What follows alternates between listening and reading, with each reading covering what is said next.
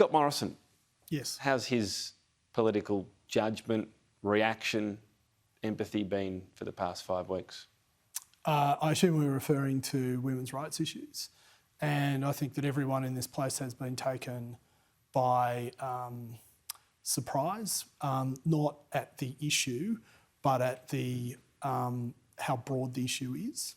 And I think it's been a wake-up call for a lot of people in this place, not for others, but certainly for a lot of us. I think the Prime Minister would, as he has apologised and would admit that he has used, I think the term he used was clunky language from time to time in this, and he's obviously apologised and he regrets any pain that he's caused. He wants to make the situation better, not worse. Bit of a situation when your apology goes awry. What about just specifically on quotas and that push? For the Liberal Party? The Liberal Party? Look, I don't think quotas work for the Liberal Party or for centre-right parties generally. There's a whole bunch of reasons which I'm happy to bore your viewers with, but we definitely need a mechanism that promotes better candidates, more competition in our pre-selection processes. And in some parts of the country that's working. So in South Australia, for example, James Stevens told me this morning that they've finalised their elections for state elections that are coming up in March next year. 80% of the candidates in winnable Liberal seats are women for that. So the Liberal Party can achieve this. It's a matter of us actually getting on with the job and doing it. So there's multiple ways to do things. If the Liberal Party went about quotas or targets for quotas within candidate lists and let that filter through ultimately to federal parliament, would Labor say, fair enough, you're taking action?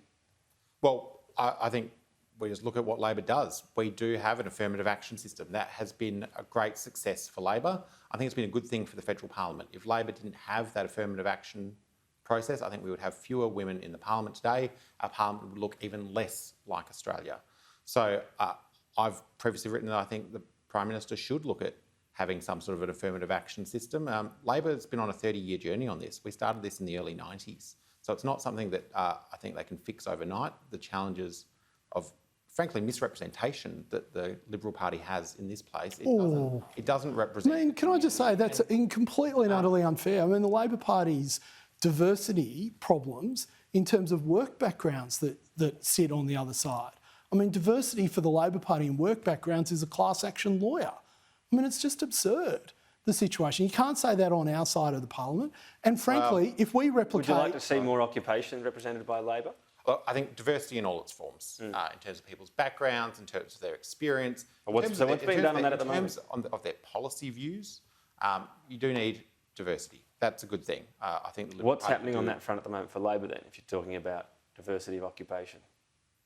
Well, look at the sort of people we've got. I look at the West Australian Parliament and the people we've just elected. We've elected teachers, we've elected doctors, we've elected sparky. You look at the people we elect, and Jason used the example in South Australia. I throw back at you the example in Western Australia. We have diversity of the community in the candidates that we pre-select and we elect. And I think the reality is we can talk about all those things, but the Liberal Party is still tied up on this quotas question. The Prime Minister said he's open to it, and now you've got people saying, even the modern Liberals like you, Jason, are saying, I'm very modern, but I'm not modern enough to have some form of sort of affirmative action or positive pre-selection process that gets more women. Because I believe competition, because I come from a philosophical tradition that believes competition works better than quotas. So quality of opportunity, not equality of outcome. So why does the government have targets of women on government boards? why. Yeah, if you that's like, no, that's your government. Why do you have it in the and that's a real and that's a really don't have it in the absolutely, and that's a really great question. Why do we have that? So shouldn't we actually be having programs? You want to get rid of targets in the public sector? No, I didn't say that, but I said should they stay?